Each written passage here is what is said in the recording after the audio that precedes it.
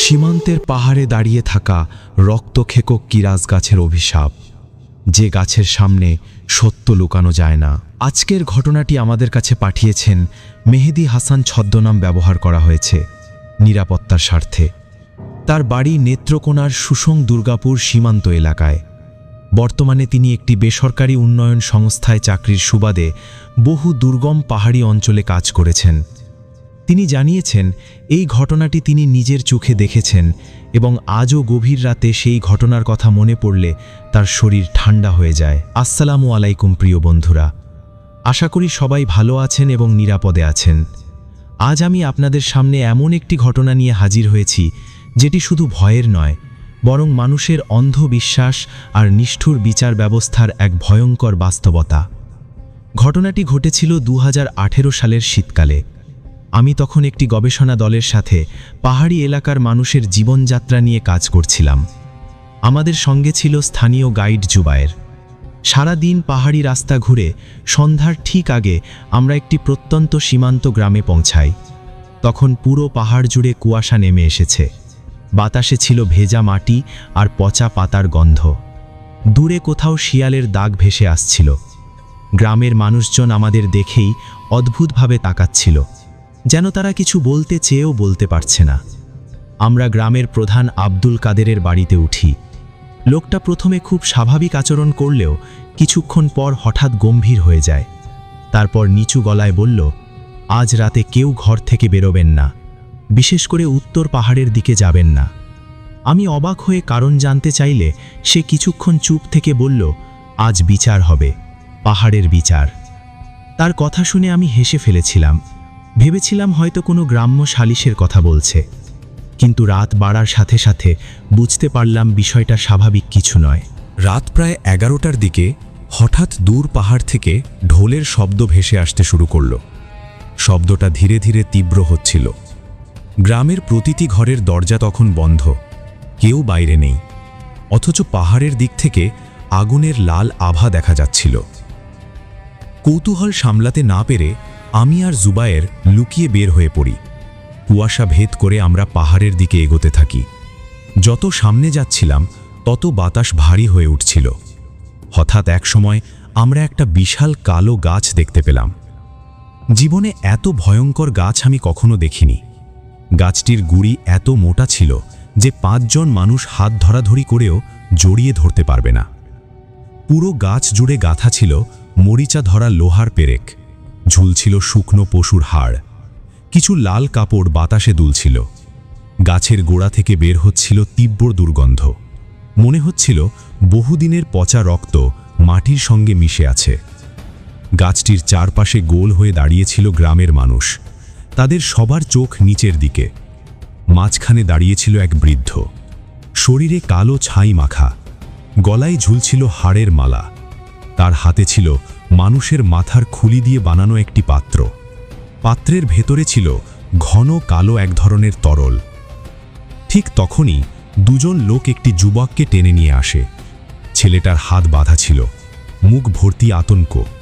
সে কাঁদতে কাঁদতে বলছিল সে নির্দোষ, কিন্তু কেউ তার কথা শুনছিল না। বৃদ্ধ লোকটা ধীরে ধীরে এগিয়ে এসে ছেলেটার কপালে সেই কালো তরল মাখিয়ে দিল। তারপর গাছের গুঁড়িতে হাত রেখে অদ্ভুত ভাষায় কিছু বলতে শুরু করল। এরপর যা ঘটেছিল সেটা আজও আমি কাউকে বোঝাতে পারিনি। হঠাৎ চারপাশের বাতাস কাঁপতে শুরু করল। গাছের পেরেকগুলো একসাথে ঠকঠক শব্দ করতে লাগল। মনে হচ্ছিল অন্ধকারের ভেতর শত শত মানুষ ফিসফিস করছে।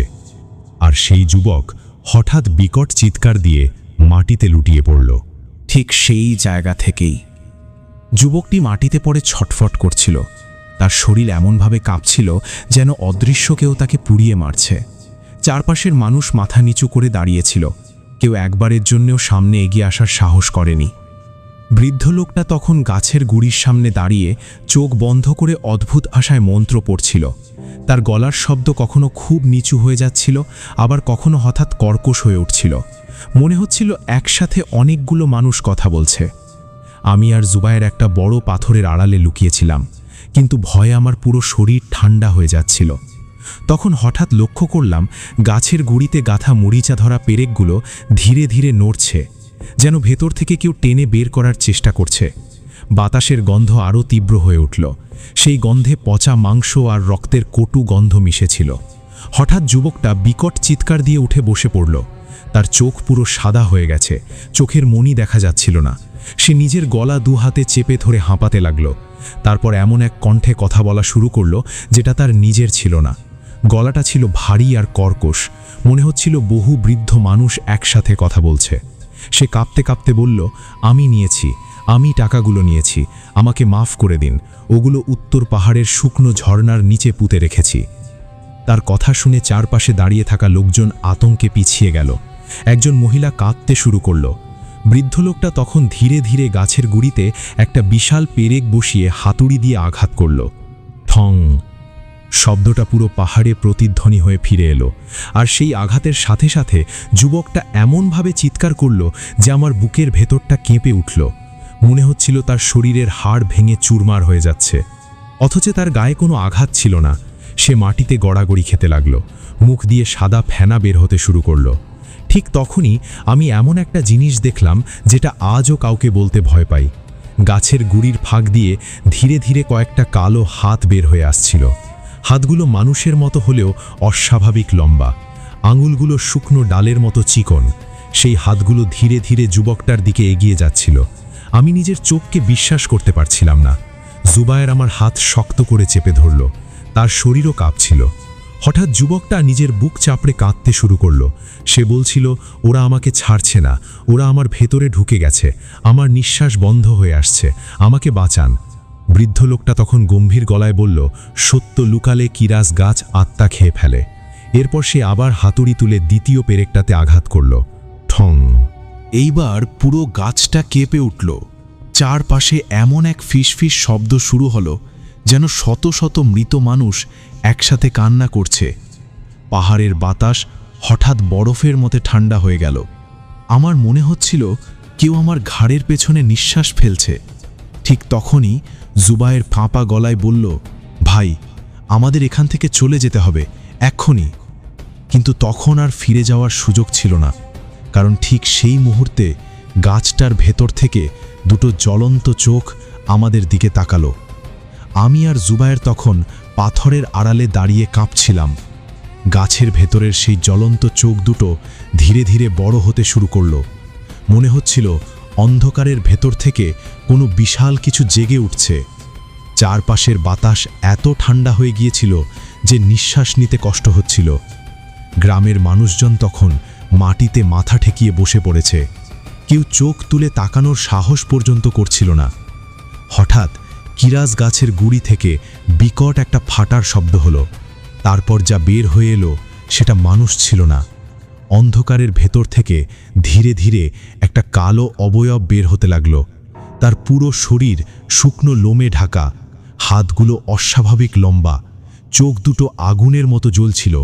মুখের জায়গায় ছিল শুধু কালো ফাঁকা গর্ত, কিন্তু সেই গর্তের ভেতর থেকে মানুষের কান্নার শব্দ বের হচ্ছিল।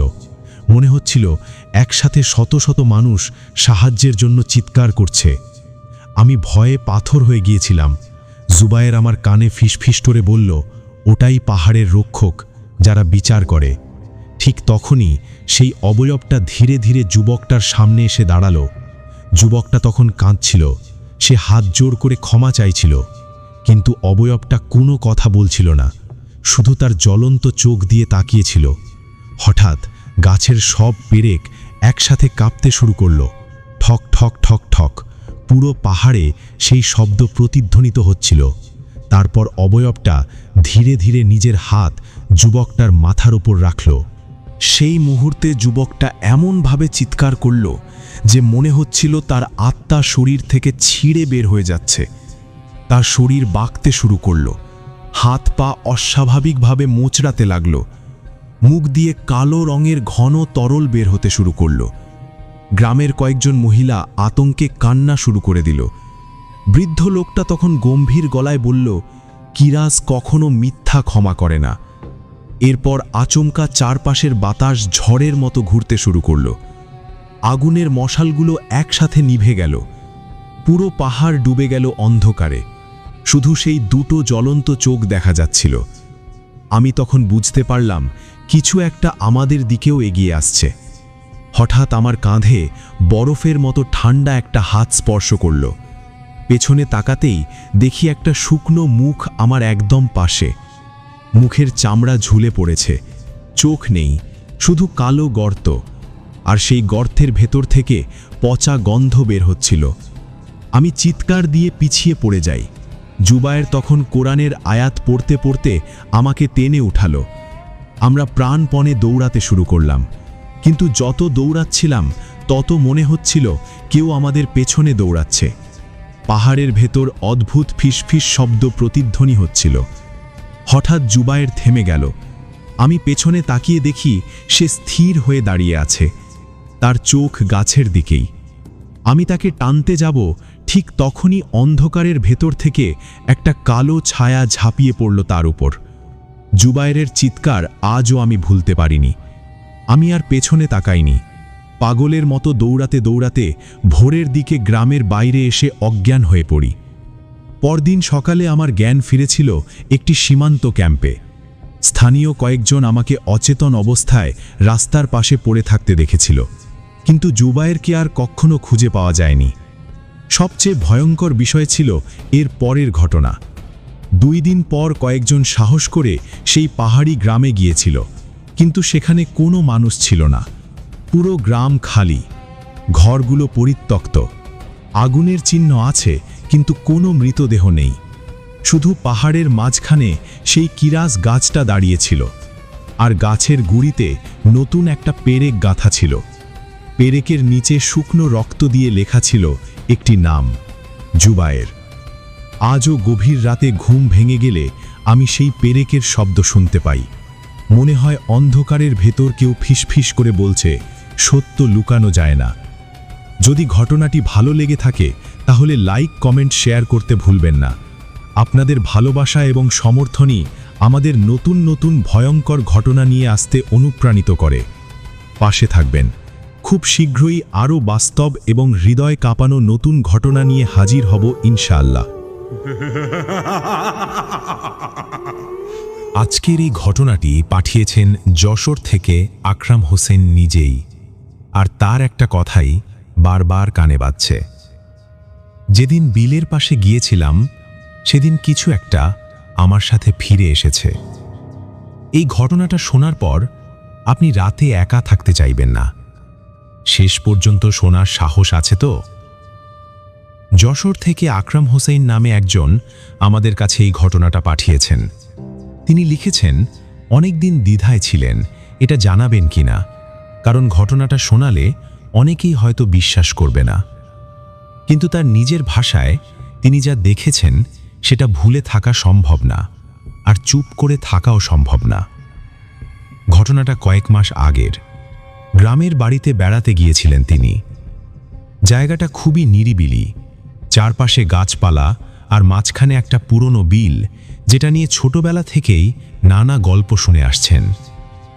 তখন এসবকে তিনি কুসংস্কার ভেবেই উড়িয়ে দিতেন, কিন্তু সেদিনের পর থেকে তার সেই ধারণা পুরোপুরি বদলে গেছে। সেদিন রাতে হালকা গরম ছিল, ঘরের ভেতর ঘুম আসছিল না, তাই একটু হাঁটতে বের হলেন। গ্রামের পথগুলো তখন প্রায় ফাঁকা, দূরে কোথাও কুকুরের ডাক ছাড়া আর কোনো শব্দ নেই। হাঁটতে হাঁটতে তিনি চলে গেলেন সেই বিলের পাড়ে। জায়গাটা অদ্ভুতভাবে নিস্তব্ধ, যেন চারপাশের সবকিছু থেমে আছে।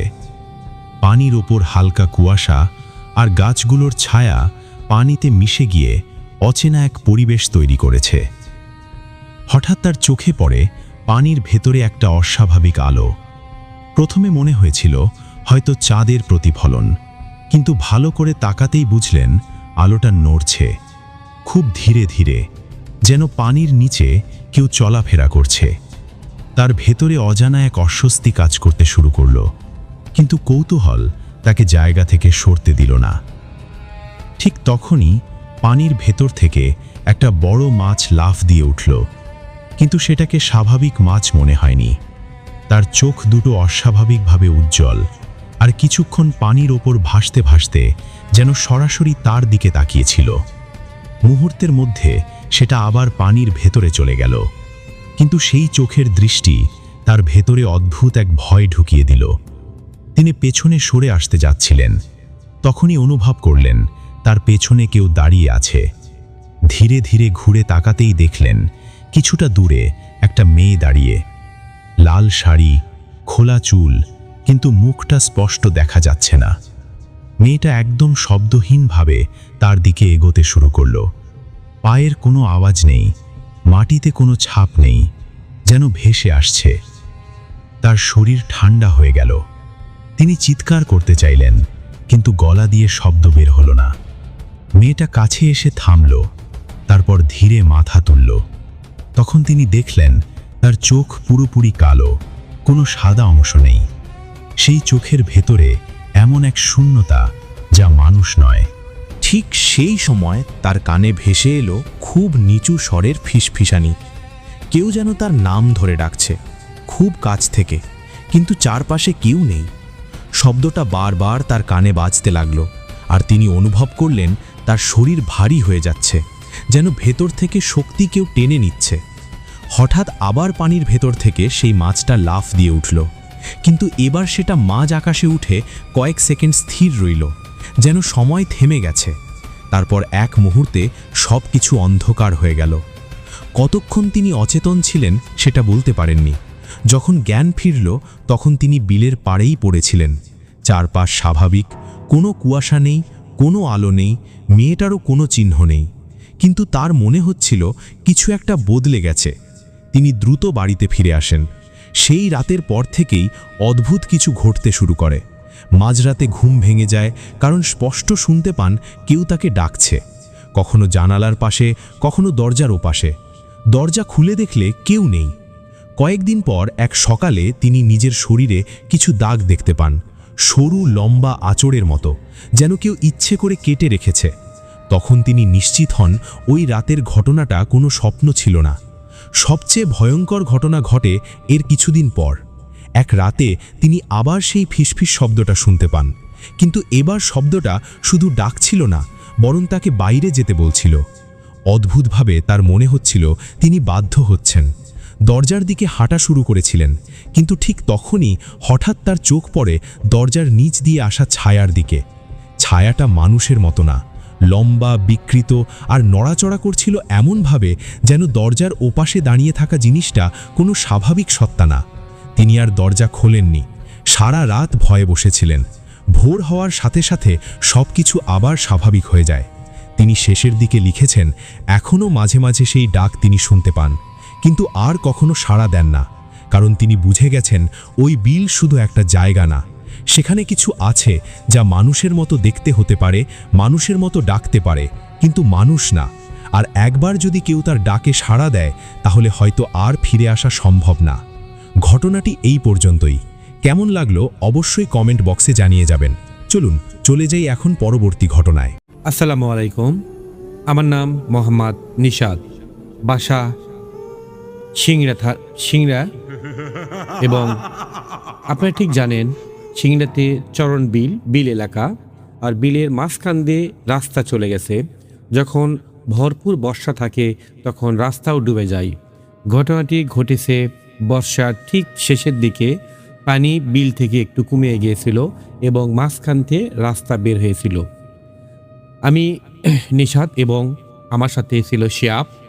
আমি আর শিয়াব দুইজন খুব ভালো বন্ধু।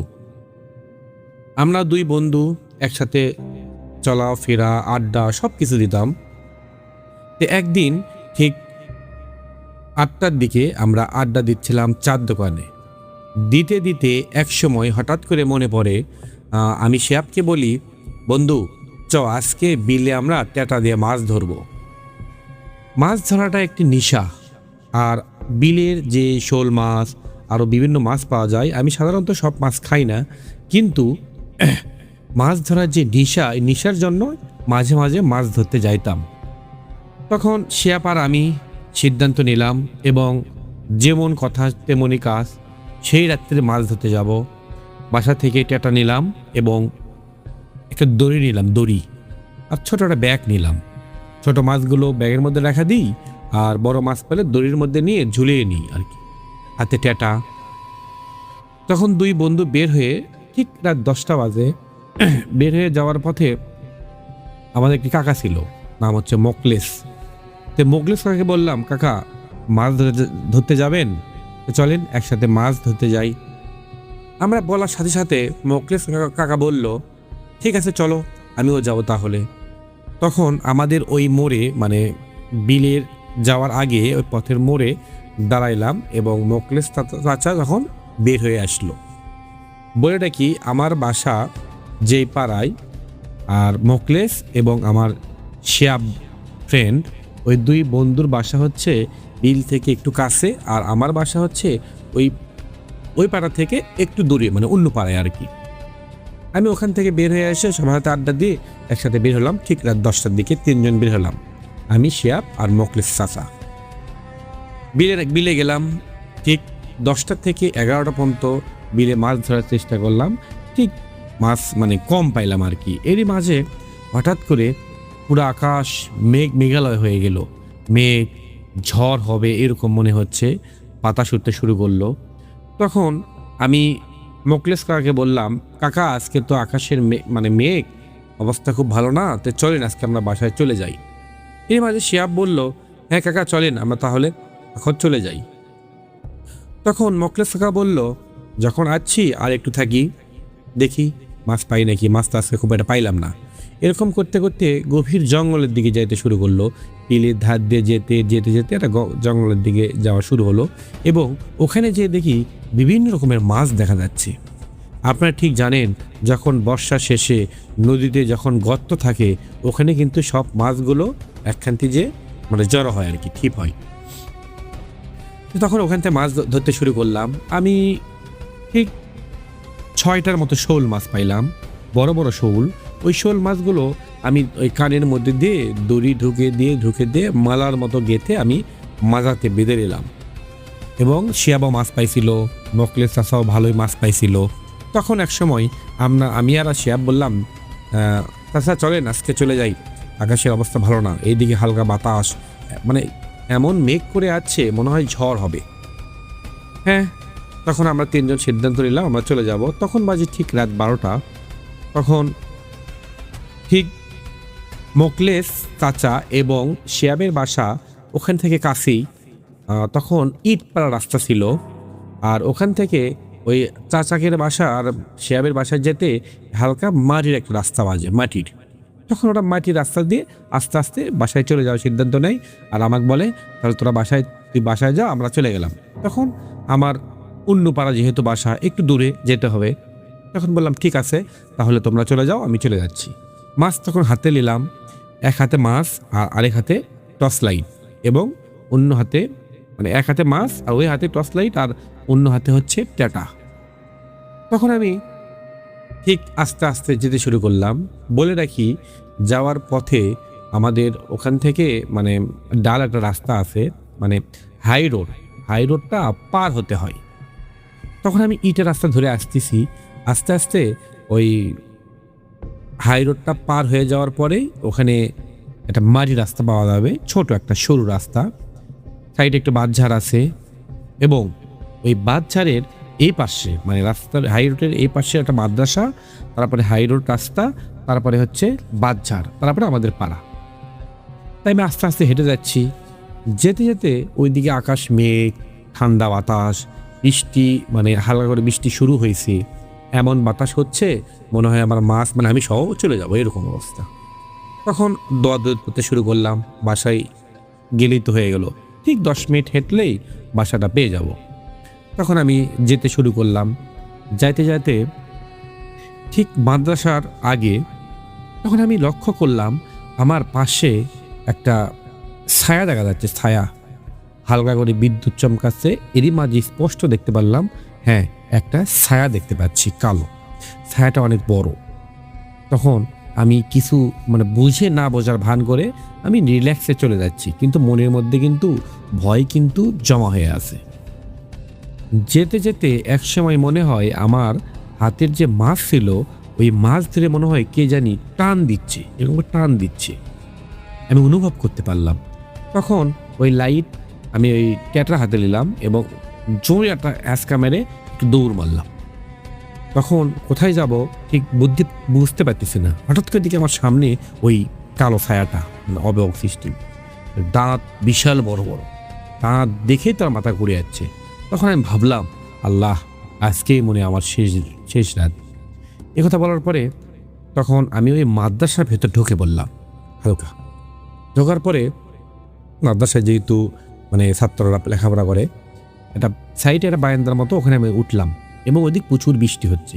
কিন্তু আমি লক্ষ্য করে দেখলাম ওই ছায়াটা ওখানেই আছে দাঁড়িয়ে, আর ছায়াটা আমাদের সমান না, ওই দেওয়াল টোপকে অনেক উঁচু এবং দাঁত বার করে হাসতেছে, চোখ রক্তের মতো চলতেছে। তখন আমি কি করব বুঝতে পারলাম না, দোয়া দেওয়ার প্রতি শুরু করলাম, কিন্তু আমি ওই দিক তাকাচ্ছি না ভয়ে। তখন ঠিক 5-7 মিনিট পর বৃষ্টি হালকা কমে গেল। তখন দেখি ওই ছায়াটাও নেই। তখন আমি ভাবলাম এটাই সুযোগ, এখান থেকে দৌড় মারতে হবে। তখন মাদ্রাসা থেকে বের হয়ে আমি হাই রোডটা এক দৌড়ে পার হলাম। পার হয়ে যাওয়ার সাথেই ওই বাঁধ ছাড় বেজে গেল। সেদিন কেমন জানি সব বাঁশ মনে হয় রাস্তায় হালিয়ে যাচ্ছে। তখন একরকম আমার মনে হলো, যেহেতু বৃষ্টির কারণে মনে হয় ওই পানির ভরে বাঁশগুলো হেলে যাচ্ছে। তখন আমি শুনতাম যদি রাতে কোনো বাঁশ কোনো গাছ থাকে তার উপর দিয়ে না যেন যাওয়া হয়। তখন আমি বাঁশ যেহেতু হারিয়ে যাচ্ছে, তখন আমি সাইড দিয়ে গেলাম। কিন্তু এই বাঁশটা পার হওয়ার সাথেই আমি লক্ষ্য করে দেখলাম আমার হাতে একটা টান পড়লো। যেমন ব্যাগ যদি কেউ টান দিয়ে ধরে তাহলে বুঝতে পারবো টান দিল। তখন টান দিল, তখন কী করবো, তখন আমি আবার একটা হাঁসকা মারলাম, কিন্তু আমি তাও ভয়ে পিছনে আর তাকাইনি। হ্যাঁসকা একটা টান দিয়ে আরও হাঁটতে শুরু করলাম, একটু জোরে হাঁটতে শুরু করলাম। বাঁধঝাড়ে ভেতর দিয়ে যাচ্ছি, মাটির রাস্তা, কিন্তু মাঝে মাঝে খালি টান পড়তেছে। আমি এখানে হাঁসকা মারতেছি, এরকম মারতে কিন্তু পিছনে আমি তাকাচ্ছি না। আমি আমার দাদু নানা সবার থেকে শুনেছি, যদি রাতে কোনো ঘটনা ঘটে তাহলে পিছনে যেন না তাকানো হয়, তাহলে আরও বেশি ভয় পাওয়া যাবে। তখন আমি এক সাহস করে চলে গেলাম। এরকম করতে করতে এক পর্যায়ে বাড়িতে আমি চলে গেলাম। যাওয়ার পর কাউকে কিছু বললাম না, কিন্তু আমি ওয়াশরুমে যাওয়ার আগে ট্যাটা রাখলাম, লাইটটা নিয়ে আমি ওয়াশরুমে যাওয়ার আগে ভাবলাম মাছটা রাখা দিই। যখন আমি মাছের দিক তাকাইলাম তখন পুরো মাথা আমার ঘুরে গেল। তখন আমি দেখি একটা মাছ নেই, শুধু মাছের মাথার থেকে নিচ থেকে মনে হয় খাওয়া, কেমন দিয়ে খাওয়ার সৃষ্টি। তখন দেখার পরে আমি একটু ভয় খেয়ে গেলাম। তখন ওখান থেকে মাছগুলো আমি ফেলে দিলাম, কিন্তু বাসার কাউকে আমি বলিনি। গোসল করলাম, ফ্রেশ হয়ে আমি শুয়ে পড়লাম।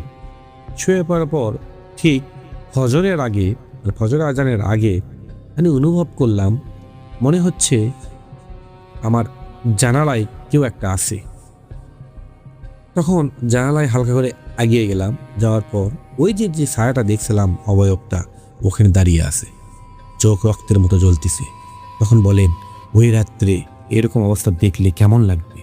শরীরের লোমগুলো খারাপ হয়ে গেল, ভয়ে জানালা লেগে দিলাম। তারপর ক্ষণিকের মধ্যেই হঠাৎ করে আজান দিল।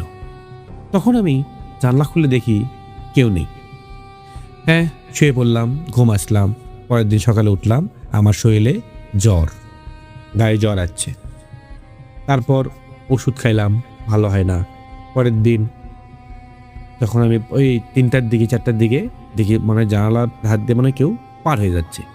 সাধারণত আমি জানলা খুলে দিয়ে ঘুম বাঁচতাম, কেউ পার হয়ে চলে গেল, দেখতে পারলাম।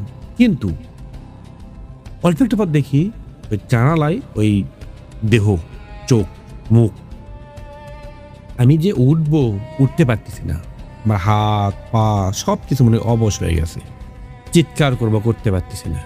এরকম করতে করতে ক্ষণিকের মধ্যে আজান দিল। আজান পড়ার সাথেই উধাও হয়ে গেল। তখন আমি হাত পা সব নাড়াতে পারলাম। এরকম করে 2-3 দিন চলে যায়।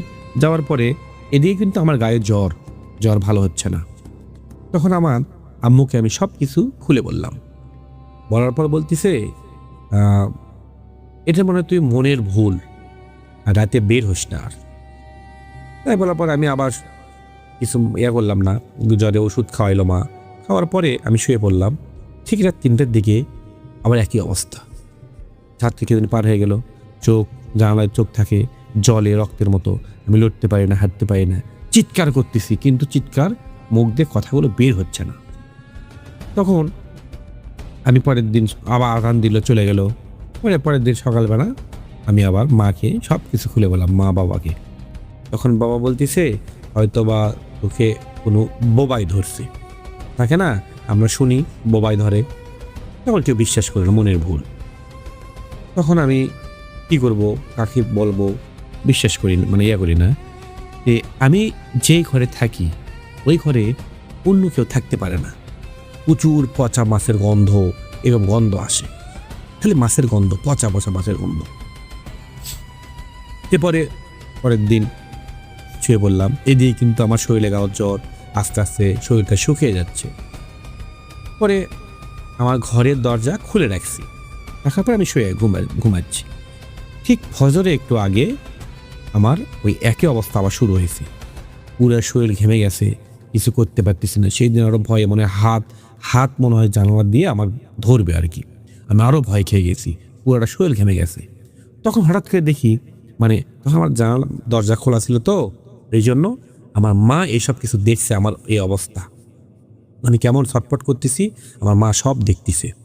দেখার পরে আমার মা ঘরে ঢোকার পর দোয়া দূর করে ঢোকার সাথেই আমি আস্তে আস্তে সব কিছু ছেড়ে যাচ্ছে। এর মাঝে আজান দেয়, আর মা দেখে প্রচুর মাছ পাতা গন্ধ আমার ঘরের মধ্যে, খালি পচা পচা গন্ধ।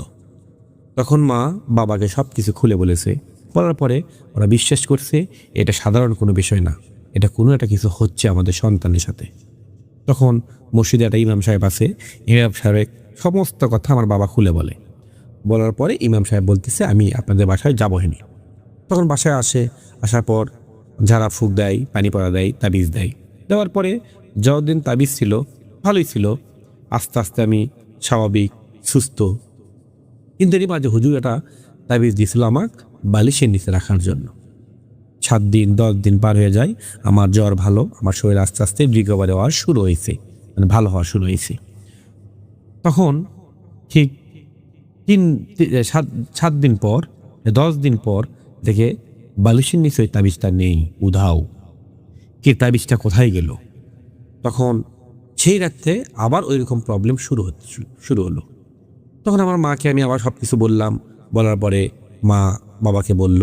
তখন আমরা এভাবে ঠিক 2-2.5 মাস আমার সাথে এরকম ঘটনা ঘটে, আমি আস্তায় শুকিয়ে যাই। তারপরে অনেক কবিরাজ, অনেক হুজুরকে দেখানো হয়, ঠিক হয় না। এর মাঝে একটা হুজুরের খোঁজ পাই, ওই হুজুরের কাছে যাওয়ার পরে ওই হুজুর সব কিছু দেখে বলতেছে তোমার পিছনে মাছ খাওয়ার জন্য একটা ভয়ানক জিন পিছনে লেগেছে। সমস্যা নেই, জিনটা কোনো ক্ষতি করেনি তোমার, কিন্তু মাছটা খাওয়ার পরে তোমার পিছনে মানে লেগে আছে আর কি। আমি তোমায় কিছু তাবিজ দিচ্ছি, ভালো হয়ে যাবে। তখন হুজুর আমাদের তাবিজ দেয়, তাবিজ নিয়ে আসার পরে তাবিজটা ব্যবহার করার পর থেকে আস্তে আস্তে আমার শরীর সুস্থ হতে শুরু করে, আগের মতো স্বাভাবিক হতে থাকি। এই পর্যন্ত আমার ঘটনা। আমি এখন পর্যন্ত ভালো। সবাই ঘটনা কেমন লাগলো অবশ্যই বলবেন। সব ভালো থাকবেন, সুস্থ থাকবেন। আসসালামু আলাইকুম।